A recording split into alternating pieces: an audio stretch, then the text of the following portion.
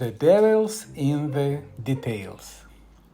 A strange salesman knocks on Victoria's door and offers the end to all her problems. Will she say yes, or is the price too high? Someone knocked at her door just as Victoria was about to leave her flat. It was strange because she hadn't heard the lift or anyone on the stairs. She quickly tried to put on her other shoe and nearly fell over. There were many unopened letters, probably asking for money, on the floor. She was late to work for the third time in this month, and now she had a visitor. Great, she thought. She opened the door and tried to smile in a way that would say, "I'd love to talk, but sorry, I can't." "And how are you today, Victoria?" the man at her door asked. "Good, I hope. If not, I bring you an eternity of warmth and best wishes from the wonderful director of my company." Victoria's smile disappeared. How did he know her name? "You know how I can be so sure?" he asked. "I'm the wonderful director of my company." "I'm sorry," said Victoria. "I really have to go. I'm late for work." "Time," he sounded sad. "That's what they all want. Time or happiness. Which one would you like more of?" "Listen, really," said Victoria. "I'm not interested, sorry." "We've got a special offer on," he replied. 25 years of extra life in exchange of eternity, or, he smiled, double your happiness for the same price. "Price?" she repeated, confused. "There are no hidden charges. We take everything you have forever." Victoria thought it was strange that he was wasting time on such a stupid joke. "Then I want 50 extra years or 4 times more happiness," she joked back. "Oh, you could," he said, "but I have to tell you, the quality of the years goes down after 25. I recommend choosing happiness." He pushed the lift button for her. Of course, it was obvious that she was going down because it was morning and she was dressed for work. Okay, so her smart bag only had sandwiches in, not important papers, and her suit was second-hand. One day, she'd think of a job she was good at and that paid well. Sometimes Victoria felt as if her sister was the only lucky one in the family. Charlotte had her own prize-winning company, and she was married to the handsome and funny Peter. The only thing wrong with Peter was that he didn't have a twin for Victoria to marry. Even the way Charlotte met Peter sounded like a film. After a lot of bad luck, Charlotte was in a car accident.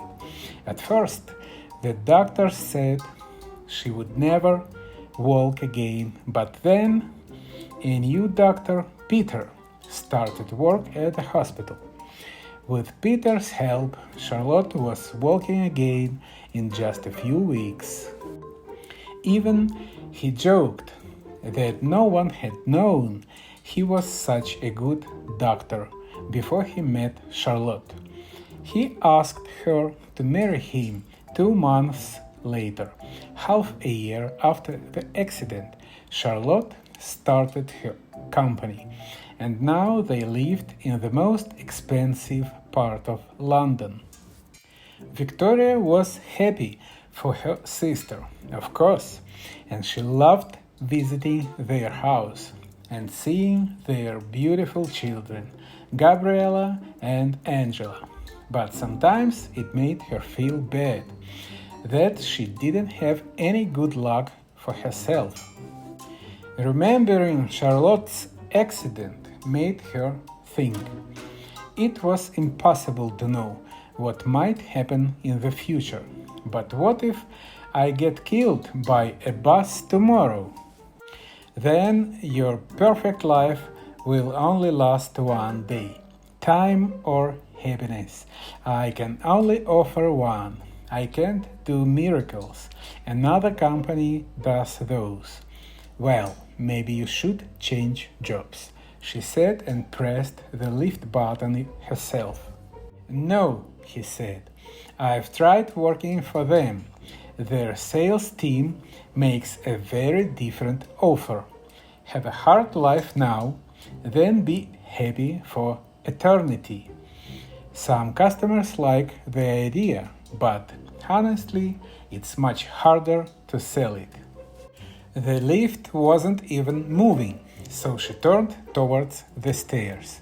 She was going to be so late to work. But as she started down the stairs, she suddenly remembered something. Oh no, she said. Gabriella and Angela, her little nieces' birthday presents were still sitting on the kitchen table. There wasn't time to go back and get them now. It's time you want, isn't it, Victoria?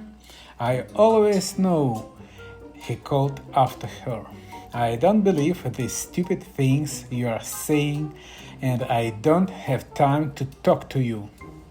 She stopped talking because she realized she was admitting that she needed more time. Then she screamed as he slid down the banister and suddenly appeared in front of her, floating in the air with his arms and legs crossed. Uh-huh, he said. You want happiness instead. Victoria moved backward and put her hand against the wall so she wouldn't fall. Now she knew who the strange man was.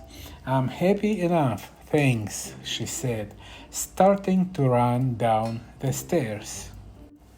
Are you happy, Victoria? He asked as he continued to slide down the banister with her. Of course, your job is not bad.